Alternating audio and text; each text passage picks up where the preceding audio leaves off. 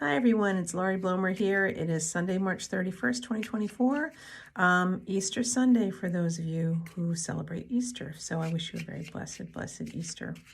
And I'm here, as always, to pull a card for spiritual reflection and spiritual inspiration. Just a helpful lens through which to observe our experience this week for the purpose of spiritual growth. So I'm working with a fun little deck here. It's a little deck. I've worked with it before. But in the spirit of Easter and everything that at least we see surrounded in Easter messaging is so often around rabbits, among other things, of course. But I'm using the tarot cards. I like this deck. It's a sweet little deck. The illustrations are a pen and ink, so they're very simple. And but they're also pretty profound. And they really play to the fact that rabbits are prey animals, have to be aware of their surroundings, they have to be aware of threats, and also have to be aware of opportunities. And also, rabbits are, what are they good at? They're good at creating little bunnies. So there's creative inspiration in this deck as well. So I'm going to pull a card as I attempt to shuffle this tiny little deck. I'm so used to working with oversized decks. This one's tiny.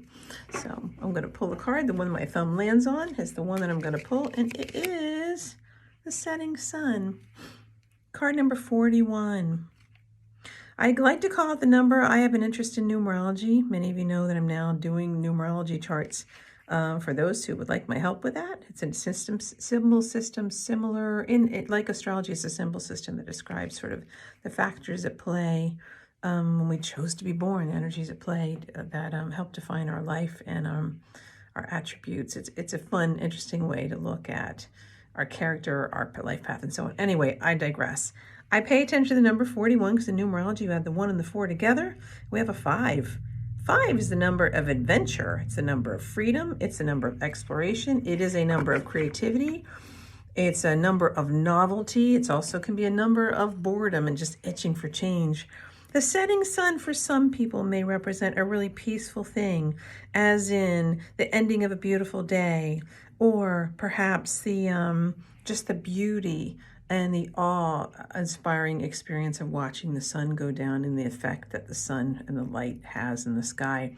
For some people, though, the setting sun can represent sadness, the ending of something. Since we have a 5, the 41, 5, and the setting sun, I'm going to say what jumps out to me is an opportunity for change. That, yeah, something may very well be ending, and it may be a very happy ending. Maybe a happy ending of an event or in a day or a period in our life, but it's also an invitation to start something new and to begin exploring. So that's what I'm going to be my takeaway. What is setting at this time in my life? In other words, what's coming to a natural end of its cycle? And arguably a peaceful end to its cycle, but an end just the same. And if something's ending, excuse me, allergies, that means there's an invitation to start something new. So I'm going to kind of sit with this idea to say, what am I willing to let go of, or what is just naturally ending on its own? And what's the opportunity here to explore, to bring new into my life? So there you go.